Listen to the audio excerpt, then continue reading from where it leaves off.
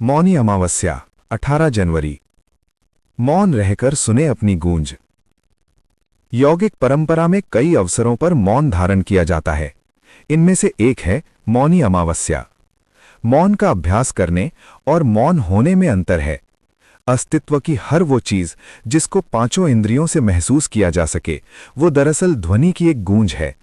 हर चीज जिसे देखा, सुना, सूंघा जा सके, जिसका स्वाद लिया जा सके या जिसे स्पर्श किया जा सके, ध्वनि या नाद का एक खेल है। मनुष्य का शरीर और मन भी एक प्रतिध्वनि या कंपन ही है।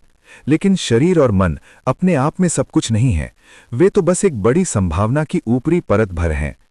बहुत से लोग ऊपरी परत के नीचे नहीं देखते। वे दरवाजे की चौखट पर बैठकर पूरी जिंदगी बिता देते हैं, लेकिन दरवाजा अंदर जाने के लिए होता है। इस दरवाजे के आगे जो चीज है, उसका अनुभव करने के लिए चुप रहने का अभ्यास ही मौन कहलाता है।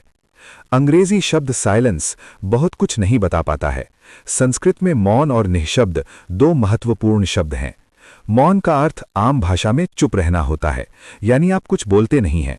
निःशब्द का मतलब है जहां शब्द या ध्वनि नहीं है, शरीर, मन और सारी सृष्टि के परे।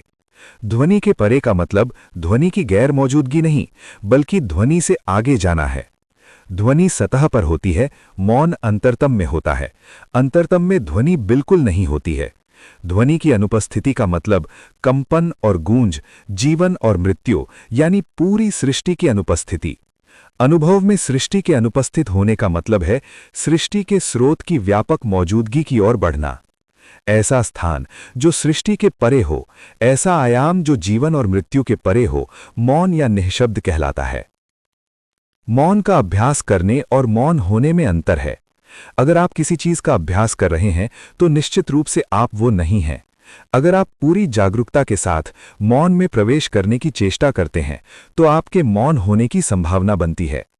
मौनी अमावस्या शरद संक्रांति के बाद की दूसरी या महाशिवरात्रि से पहले की अमावस्या होती है।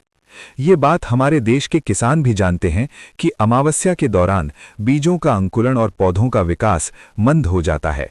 किसी पौधे के रस को ऊपर तक पहुंचने में बहुत मुश्किल होती है, और यही सीधी रीढ़ वाले इंसान के साथ भी होता है। खास तौर पर इन 3 महीनों के दौरान, संक्रांति से लेकर महाशिवरात्रि तक, उत्तरायण के पहले चरण में 0 डिग्री से 33 डिग्री उत्तर तक के अक्षांश में पूर्णिमा और अमावस्या दोनों का असर बढ़ जाता है। इंसानी अनुभव में समय की धारणा बुनियादी रूप से सूर्य और चंद्रमा की गति से ही आई है। ये चुनाव हमें खुद करना है कि हम काल चक्र की सवारी करें या काल के अंतहीन चक्रों में फंसे रहें। ये समय और ये दिन सबके परे जाने का एक अनुपम अवसर प्रदान करता है।